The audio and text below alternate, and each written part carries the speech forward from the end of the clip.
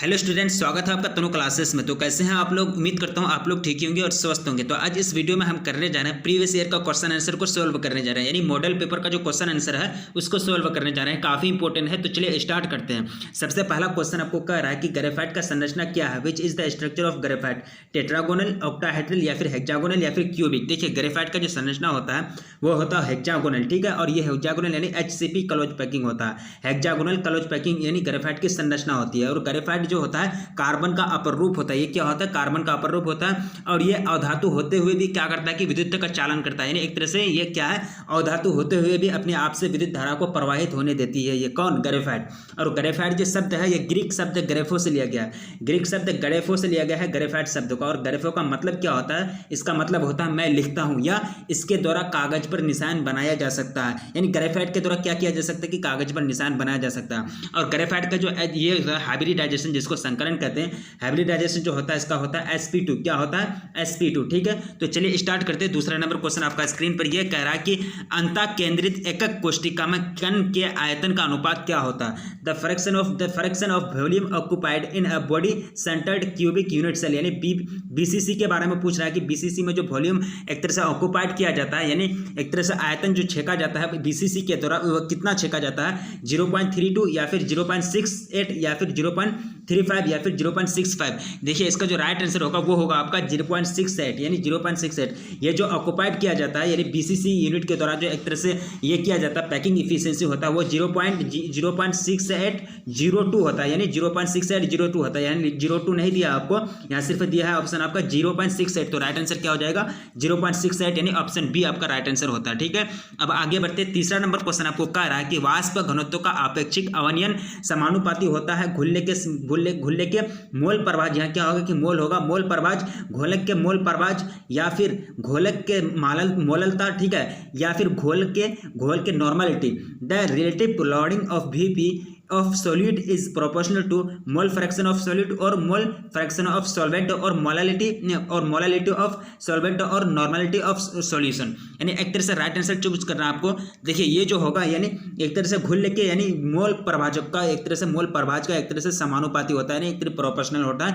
कौन? एक तरह से द रिलेटिव लोडिंग Vp जो होता है वो डायरेक्टली किसका प्रोपोर्शनल होता है? यानी मोल फ्रैक्शन का, एक तरह से मोल फ्रैक्शन ऑफ सॉलिड का, ठीक है, यानी घुल के मोल प्रभाज का। इस तरह से तीसरा नंबर क्वेश्चन का राइट आंसर आपका होता है ऑप्शन ए। अब आगे बढ़ते हैं। चौथा नंबर क्वेश्चन आपको पूछ रहा है कि 1 किलोग्राम जल में कितना द्रव्यमान इथेनॉल डाला जाए कि इथेनॉल का मोल प्रभाज 0.25 हो जाए। यानी ये ऑप्शन आपका 63.89 ग्राम या फिर 6.39 ग्राम या फिर 638.89 ग्राम या फिर 683.89 gram. What mass of ethanol is added to 1 kg water to have the mole fraction of ethanol equal to 0.25। तो आपको राइट आंसर चूज करना, कमेंट एक तरह से राइट आंसर जो ऑप्शन है आपका वो चूज करना।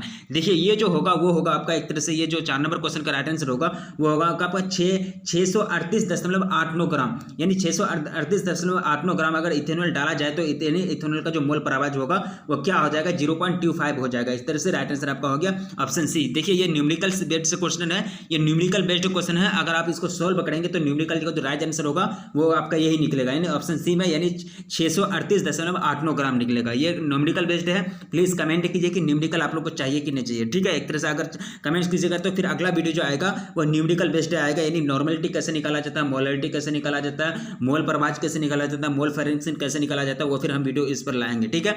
तत्काल यहाँ इसका जो राइट आंसर होगा इसका राइट आंसर क्या हो जाएगा? 638.89 हो जाएगा। अब आगे बढ़ते हैं। 5वां नंबर क्वेश्चन आपका स्क्रीन पर यह कह रहा है कि निम्नांकित में कौन अभिव्यक्ति सही है? Which of the following expression is true, यानी ट्रू जो यानी आप ध्यान दें क्या है कि आई क्यू टी में आप तरह से आई बराबर क्यू टी या फिर आई बराबर क्यू बाई टी या फिर आई बराबर 1 बाई क्यू टी या फिर आई बराबर टी बाई क्यू। एक तरह से रिलेशन जो होता है ये आई क्यू टी में जो सही रिलेशन है वो आपको चूज करना है। ये आई का मतलब यहाँ होगा इलेक्ट्रिक करंट। आई का मतलब क्या होगा? यहाँ इलेक्ट्रिक करंट, यानी एक तरह से आई का मतलब जिस क्या होगा? इलेक्ट्रिक करंट यानी विद्युत धारा। और क्यू का मतलब यहाँ हो जाएगा आपका चार्ज, यानी पूरा चार्ज, ठीक है।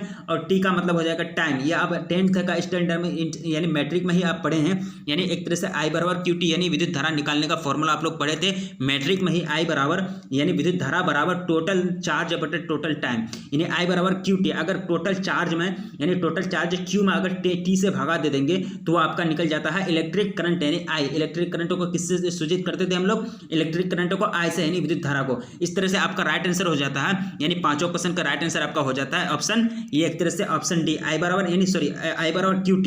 एक तरह से राइट आंसर क्या होगा? I बराबर QT यानी बी ऑप्शन इसका राइट होता है पांचों नंबर क्वेश्चन का। यानी एक तरह से रिलेशन आप ये कहाँ पढ़े हैं? मैट्रिक में ही पढ़े हैं। I बराबर QT यानी विद्युत धारा बराबर टोटल चार्ज बटे टोटल समय, यानी I बराबर QT। यहाँ Q है टोटल चार्ज है किसी भी सिस्टम का, किसी भी बॉडी का जो टोटल चार्ज को अगर टोटल टाइम से भागा दे देंगे तो वो निकल जाएगा आपका इलेक्ट्रिक करंट विद्युत धारा। अब आगे बढ़ते हैं, छठा नंबर क्वेश्चन ये कर आपको कि जंग लगने से बचने के लिए कौन धातु ऑक्साइड का बचाव सतह बनाता है? कॉपर या फिर Ag या फिर AU या फिर एल्यूमिनियम। फटाफट राइट आंसर चूज करना, कॉपर या फिर सिल्वर या फिर गोल्ड या फिर एल्यूमिनियम। यानी जो एक तरह से which of the following metals from a protective layer of oxide to prevent corrosion. यानी एक तरह से जो जंग को रोकने का, एक तरह से बनाने के लिए, जंग को रोकने के लिए एक लेयर बना लेता है अपने आप में, ये कौन सी धातु, वही आपको पूछा जा रहा है। देखिए ये जो है ये है आपका एल्यूमिनियम। यानी एल्यूमिनियम जो है एक तरह से अपना लेयर बना लेता है, यानी ऑक्साइड के यानी ऑक्सीजन के जैसे एल्यूमिनियम जो है, एल्यूमिनियम ये प्लस ऑक्सीजन के साथ आगे चल के बना लेता है Al2O3 बनते जाता है, और ये Al2O3 एक लेयर होता है जिसके कारण कोई भी धातु जो होता है इसका मतलब ऑक्साइड मतलब जो होता है बचाव सतह बन जाता है, या आगे चल के Al2O3 बन जाता है ऑक्सीजन के साथ रिएक्शन करके, या और जो लेयर होता है लेयर एक लेयर का निर्माण करता है, कंस्ट्रक्ट करता है, और वही लेयर जो होता है मतलब एक तरह से जंग से बचाता है, कोरोजन से बचाता है। ठीक है, इस तरह से छठा क्वेश्चन का राइट आंसर आपका क्या हो गया? Option D. अब आगे बढ़ते हैं, सातवां नंबर ये क्वेश्चन आपको कह रहा है कि प्रथम कोटि प्रतिक्रिया यानी फर्स्ट ऑर्डर रिएक्शन जो है ए गिवन बी, ठीक है, यानी ए आगे चल के बी दे देता है, के लिए अर्ध जीवन काल का बराबर यानी हाफ, ये जो होता है हाफ लाइफ टाइम, यानी हाफ जो लाइफ होता है टी हाफ आपको पूछा जा रहा है। टी हाफ क्या होगा? यानी फर्स्ट कोटि का जो रिएक्शन होगा वो आपको पूछा जा रहा है। टी हाफ बराबर 0.693 के, या फिर के, या आप जो ये के क्या है, के मतलब जो है आपका रेट कांस्टेंट। के बारे में आप लोगों को मैं बार बार बताया हूँ, रेट कांस्टेंट के बराबर क्या होता है? Rate constant. और के निकालने का फॉर्मूला मैंने बताया था मोल पर 1 - n, मोल के बराबर मोल पर, मैंने फॉर्मूला बताया था, रिपीट कर लेता हूँ, के बराबर मोल पर 1 - n, उसके बाद लीटर पर पावर n-1, उसके बाद पर सेकेंड। ये क्या बताया था मैंने? एक तरह से मोल निकाल, यानी ये क्या रेट कांस्टेंट निकालने का फॉर्मूला बताया था किसी भी ऑर्डर का रिएक्शन का। ठीक है, यानी आप यहाँ जो पूछा जाए first order reaction, the half life of a first order reaction A given B is given as 0.693 K, या फिर 0.693 इन के, या फिर टी हाफ बराबर 0.693 अपॉन के, या फिर टी हाफ बराबर log 2/के। यदि देखिए ये जो राइट आंसर होगा वो होगा आपका, एक तरह से इसका जो राइट आंसर होगा सातवें नंबर का वो होगा आपका 0.693 अपॉन के, यानी हाफ लाइफ जो एक तरह से टी हाफ जो निकालने का फॉर्मूला होता है फर्स्ट ऑर्डर रिएक्शन का वो यही होता है। और ये जो होता है टी हाफ, ये मतलब ये जो ऑर्डर होता है फर्स्ट ऑर्डर रिएक्शन जो होता है टी हाफ, एक तरह से जो फर्स्ट ऑर्डर रिएक्शन का जो टी हाफ होगा एक तरह से ये इंडिपेंडेंट होता है इनिशियल कॉन्सेंट्रेशन का, C1 का इनिशियल कॉन्सेंट्रेशन C1 जो होता है इसका, यानी इंडिपेंडेंट होता है, यानी C1 बढ़े या घटे इसको कोई फर्क नहीं पड़ने वाला है। टी हाफ को फर्स्ट ऑर्डर का रिएक्शन का टी हाफ को कोई फर्क नहीं पड़ने वाला है, C1 बढ़े या फिर घटे। ठीक है, इस तरह से सातवां क्वेश्चन का राइट आंसर आपका होगा ऑप्शन सी। इसी तरह हम आगे बढ़ते हैं आठवां क्वेश्चन की ओर। आठवां क्वेश्चन काफी इंपॉर्टेंट है, आपको बता रहा है आठवां क्वेश्चन की उत्प्रेरक पदार्थ है वो कौन सा काम करता है, यानी उत्प्रेरक पदार्थ हो जो प्रतिफल के संतुलन स्थानांतरण को बढ़ा देता है, या फिर एक्टिवेशन ऊर्जा को कम करता है, या फिर प्रतिक्रिया मैकेनिज्म को परिवर्तित कर देता है, या फिर अभिकारकों के टकराने की तीव्रता को बढ़ा देता है। ठीक है, यानी कैटलिस्ट के बारे में आपको पूछा जा रहा है कि a catalyst is a substance which increase the equilibrium concentration of products, या फिर decrease the energy of activation, और does not alter the reaction mechanism, और increase the frequency of collision of reaction reacting species. ठीक है, देखिए इसका right answer हो जाएगा आपका एक्टिवेशन एनर्जी जो होता है, एक्टिवेशन ऊर्जा उसको एक तरह से डिक्रीज कर देता है, कम कर देता है। इस तरह से right answer decrease the energy of activation. इस तरह से क्वेश्चन का राइट आंसर आपका हो गया ऑप्शन बी।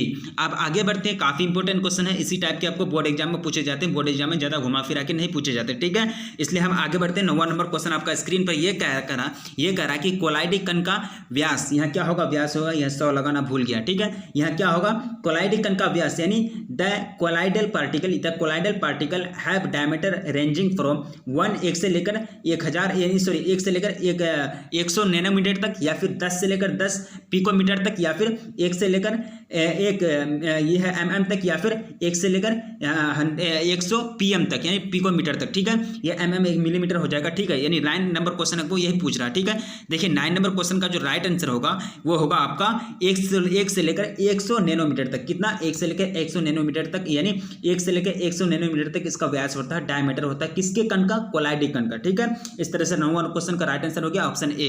अब आगे बढ़ते हैं, 10वां नंबर क्वेश्चन आपका स्क्रीन पर ये क्या करा, ये क्या करा कि भौतिक अधिवेशन यानी जिसको कहते हैं फिजिकल एडजॉर्प्शन कहते हैं जिसको, यानी फिजिकल एडजॉर्प्शन जो होता है वो एडजॉर्बेंट तथा एडजॉर्बेंट तथा एक्जॉर्बेंट है। ठीक है, यहाँ थोड़ा सा डिफरेंस है, एक ही शब्द का डिफरेंस है, एक ही वर्ड एक ही लेटर का डिफरेंस है, एक ही मतलब एक तरह से अक्षर का डिफरेंस है। एडजॉर्बेंट तथा एक्जॉर्बेंट के बीच कमजोर आकर्षक बल रहता है, या फिर एडजॉर्बेंट तथा एक्जॉर्बेंट के बीच रासायनिक अभिक्रिया होती है। यह स्वभाव से रिवर्सिबल होता है, तापमान बढ़ाने से बढ़ता है। भौतिक अधिवेशन के बारे में पूछ रहा है आपको, physical adsorption involves weak interactions between adsorbent and absorbent, या फिर involve chemical interaction between adsorbent and absorbent. और राइट आंसर आपको चूज करना है। तीसरा नंबर आपको ऑप्शन दे रहा है, तीसरा ऑप्शन आपका है इज इरिवर्सिबल इन नेचर और increase with increase in temperature. फटाफट राइट आंसर चूज करना है। 10वां क्वेश्चन आपका राइट आंसर जो होगा 10वां क्वेश्चन का वो होगा आपका एक तरह से एडजॉर्बेंट तथा एक्जॉर्बेंट के बीच कमजोर आकर्षक बल रहता है, किसमें? एक तरह से भौतिक अधिशोषण में। ठीक है, इस तरह से राइट आंसर हो गया आपका ऑप्शन ए 10वां नंबर क्वेश्चन का। आगे बढ़ते हैं, 11वां नंबर क्वेश्चन आपका स्क्रीन पर यह कह रहा है कि एल्यूमिना के यानी एल्यूमिनियम जो होता है, एल्यूमिना के विद्युत विच्छेदन से क्रायोलाइट मिला दिया जाता है। क्यों मिला जाता है? एल्यूमिना के द्रव्यमान को कम करने के लिए, या फिर विद्युत चालकता कम करने के लिए, या फिर एनोड प्रभाव को कम करने के लिए, या फिर एल्यूमिना के अशुद्धियां दूर करने के लिए। In the electrolysis of alumina cryolite is added lower the MP of alumina और डिक्रीज द इलेक्ट्रिकल कंडक्टिविटी और मिनिमाइज द एनोड इफेक्ट, या फिर रिमूव इंप्योरिटीज फ्रॉम एल्यूमिनियम। फटाफट राइट आंसर चूज करना है। एल्यूमिना के जो इस तरह एल्यूमिना का जो इलेक्ट्रोलाइसिस होता है जब उस टाइम जो एल्यूमिना ये क्रायोलाइट क्या है? एल्यूमिना का ऑर्स है, यानी एक तरह से एस का है। ठीक है, एल्यूमिनियम का, लेकिन ये क्रायोलाइट में क्या मिलाया जाता है? एक तरह से जो मिलाया जाता है in electrolysis of alumina cryolite is added to, एक तरह से क्रायोलाइट एडेड किया जाता है, मिला दिया जाता है। किसके लिए? मतलब क्या कम करने के लिए? 11वां नंबर क्वेश्चन आपको यही पूछ रहा है। देखिए ये जो होता है एल्यूमिना का द्रव्यमान को कम करने के लिए, एक तरह से द्रव्यनांक जो होता है, यानी द्रव्यनांक यानी एक तरह से जो होता है जिसको कहते हैं मेल्टिंग पॉइंट कहते हैं द्रव्यनांक, वो कम करने के लिए मतलब एक तरह से मिलाया जाता है। ठीक है, एल्यूमिना के द्रव्यनांक को कम करने के लिए एल्यूमिना के विद्युत विच्छेदन में क्रायोलाइट को मिला दिया जाता है। 11वां नंबर क्वेश्चन का राइट आंसर हो गया आपका ऑप्शन ए। अब आगे बढ़ते हैं, 12वां नंबर क्वेश्चन आपसे ये पूछ रहा है कि निम्नलिखित में कौन भारतीय साल्टपीटर के नाम से जाना जाता है? Which of the following is known as Indian saltpetre? LiNO3, या फिर NaNO3 और KNO3, या फिर RbNO3। फटाफट राइट आंसर चूज करना। देखिए ये जो होगा KNO3 को जाना जाता है भारतीय साल्टपीटर यानी इंडियन साल्टपीटर के नाम से जाना जाता है KNO3 को। ठीक है, काफी इंपॉर्टेंट क्वेश्चन है, ये पूछा गया क्वेश्चन है बोर्ड एग्जाम में, और ये पूछा गया है कि भारतीय साल्टपीटर जिसको इंडियन साल्टपीटर के नाम से जाना जाता है तो वो कौन सा तत्व हो जाएगा आपका? KNO3 हो जाएगा। ठीक है, अब आगे बढ़ते हैं, 13वां नंबर क्वेश्चन आपका स्क्रीन पर ये कह रहा है कि जल के करापन का कारण क्या है? यानी जल जो इतना हार्डनेस होता है ये क्यों होता है? Hardness of water is due to Ca+2 या फिर Ca+2 Mg+2 ये दोनों की उपस्थिति के कारण, या फिर HCO3- के कारण, या फिर Na+ के कारण, या फिर K+ के कारण। फटाफट राइट आंसर चूज करना। देखिए ये जो होता है हार्डनेस जो होता है वो ये Ca+2 और Mg+2 की उपस्थिति के कारण जल जो होता है बहुत करापन होता है, यानी हार्डनेस होता है। ठीक है, पानी जो करापन होता है उसमें ज्यादा अगर ये रहेगा Ca+2 रहेगा, उसके पास Mg+2 अगर केटायन ये दोनों रहेगा ज्यादा, अगर रहेगा ज्यादा मात्रा में तो पानी जो होगा वो हार्डनेस होगा, एक तरह से बहुत मोटाई होगा। ठीक है, पतला तनु नहीं होगा। ठीक है, अब आगे बढ़ते हैं, 14 नंबर क्वेश्चन आपका स्क्रीन पर यह कह रहा कि अमोनिया किस रूप में कार्य करता है? उदासीन जाति के रूप में, लुईस अम्ल के रूप में, लुईस भस्म के रूप में, या फिर द्विधर्मी हाइड्रोक्साइड के रूप में। Ammonia acts as a neutral species और लेविस एसिड और लेविस बेस और एम्पोरिक क्या है कि एम्फोटेरिक हाइड्राइड। फटाफट राइट आंसर चूज करना। देखिए इसका जो राइट आंसर होगा 14 नंबर क्वेश्चन का वो हो जाएगा आपका एक तरह से लुईस भस्म। क्या हो जाएगा? लुईस भस्म, यानी लुईस बेस की तरह काम करता है। अमोनिया किस रूप में कार्य कार्य करता है, लुईस बेस की तरह कार्य करता है। इस तरह से 14 क्वेश्चन का राइट आंसर हो गया ऑप्शन सी। अब आगे बढ़ते हैं, 15 नंबर क्वेश्चन आपका स्क्रीन पर यह कह रहा है कि जब कॉपर पर तनु HNO3 की प्रतिक्रिया होती है तो कौन सा गैस निकलता है? The gas liberated when copper reacts with dilute HNO3 is NO, NO2 और H2Se और H2Te। फटाफट राइट आंसर चूज करना है। इसका राइट आंसर क्या होगा? ऑप्शन आपका स्क्रीन पर, ठीक है। देखिए 15 नंबर क्वेश्चन का जो राइट आंसर होगा वो होगा आपका एक तरह से NO, यानी NO निकलता है। क्या निकलता है? NO निकलता है। क्या निकलता है? NO निकलता है, ठीक है। HNO3 जब मतलब प्रतिक्रिया करेगा, जब कॉपर तनु HNO3 से प्रतिक्रिया करेगा, रिएक्शन करेगा, तो गैस के रूप में कौन निकलेगा? NO निकलेगा, ठीक है। अब आगे बढ़ते हैं, 16 नंबर क्वेश्चन आपका स्क्रीन पर यह कह रहा है कि इनमें जो होता है, इनमें किसका क्वथनांक सबसे एक तरह से कम होता है? Which of the following has lowest boiling point यानी BP क्वथनांक सबसे कम किसका होता है? क्वथनांक BP आप तो समझते हैं, BP ऐसा एक तरह से ऐसा तापमान है, ऐसा मतलब एक तरह से तापमान का बिंदु है, ऐसा पॉइंट है जहां से कोई भी द्रव्य या फिर कोई भी पदार्थ मतलब गैस के रूप में बदलना स्टार्ट कर देता है, वाष्प के रूप में बदलना स्टार्ट कर देता है, उसी को कहते हैं BP यानी बॉइलिंग पॉइंट कहते हैं, ठीक है। यानी हिंदी में इसको कहते हैं क्वथन पॉइंट, क्वथनांक, ठीक है। आपको पूछ रहा है कि क्वथन पॉइंट जो होता है, क्वथनांक सबसे कम किसका होता है? 16 नंबर क्वेश्चन आपको यही पूछ रहा है। देखिए इसमें जो होगा सबसे कम जो होता है वो होता है H2Ta का, यानी क्वथनांक यानी BP जो कम होगा सबसे ज्यादा, लोवेस्ट BP जो होगा बॉइलिंग पॉइंट वो होगा किसका? इस तरह से H2Te का। इस तरह से राइट आंसर आपका क्या हो गया?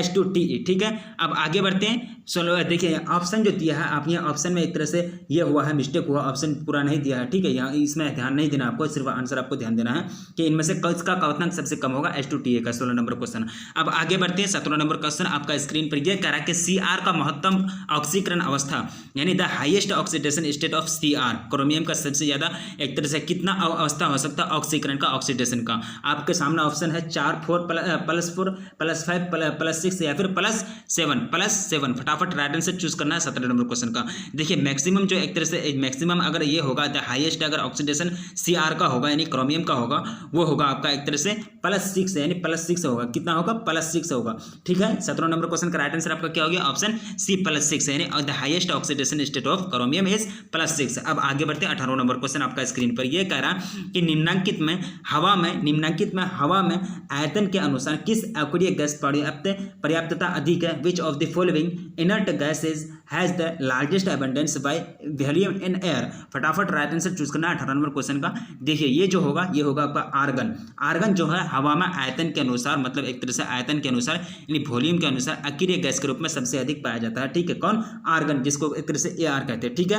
18 नंबर क्वेश्चन का राइट आंसर हो गया आपका ऑप्शन सी। अब आगे बढ़ते हैं, 19 नंबर आपका स्क्रीन पर यह कह रहा है कि किसका विटामिन B12 एक कॉम्प्लेक्स यानी जटिल यौगिक है? CO+2 का, CO+3 का, Cr+2 का या फिर Cr+3 का? फटाफट यानी vitamin B12 is a complex of, फटाफट राइट आंसर चूज करना। देखिए 19 नंबर क्वेश्चन का जो राइट आंसर होगा वो होगा आपका CO+3 का एक तरह से कॉम्प्लेक्स यौगिक है B12 यानी विटामिन B12। अब आगे बढ़ते हैं, 20वां नंबर क्वेश्चन आपसे पूछ रहा है इनमें से कौन डबल साल्ट है, ठीक है। यानी डबल साल्ट जो है इनमें से कौन है वही आपको पूछ रहा है। CuNH3 या फिर CuCdCl4 या फिर K2SO4Al2SO4 उसके बाद 24H2O या फिर K4FeCN6 है। फटाफट राइट आंसर चूज करना है। इसमें जो आपका डबल साल्ट है वो है आपका K2SO4Al2SO4 24H2O, ठीक है। यानी राइट आंसर आपका हो गया ऑप्शन सी 20 नंबर क्वेश्चन का। काफी इंपॉर्टेंट क्वेश्चन है। टोटल कितना क्वेश्चन कवर किए? 20 क्वेश्चन कवर किए। 20 में से 20 काफी इंपॉर्टेंट है।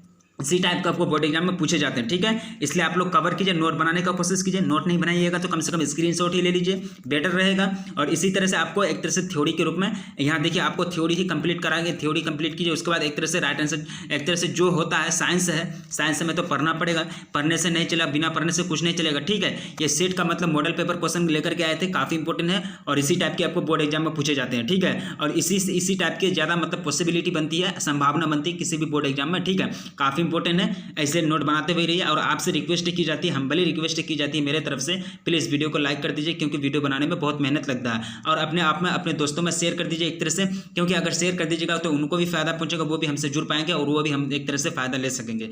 तो फिर मिलेंगे नेक्स्ट वीडियो में, तब तक के लिए जय हिंद।